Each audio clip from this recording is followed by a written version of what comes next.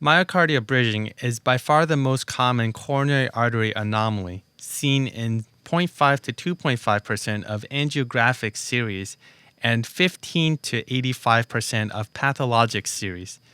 The discrepancy in diagnosis is partly due to the selection bias of patients who undergo conventional angiography, as myocardial bridging rarely results in myocardial ischemia and symptoms, and it's also partly due to the fact that myocardial bridging is underdiagnosed on invasive coronary angiography. Axial CTA image shows an intramyocardial segment of the mid-LAD, which is the most common location of a myocardial bridge.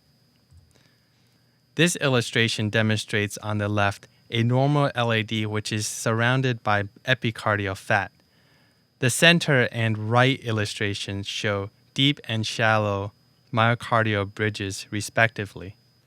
Curved MPR image of the LAD shows narrowing of the intramyocardial segment, which should not be confused with atherosclerotic plaque, which are relatively rare in the tunneled segment.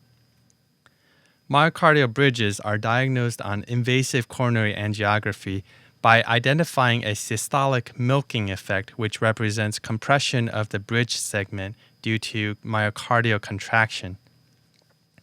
This can also be observed on coronary CTA by comparing the systolic and diastolic phase images. Myocardial bridging can involve other coronary arteries. For example, the following 3 CTA images show myocardial bridging involving the proximal RCA, a portion of which is embedded within the right ventricular myocardium.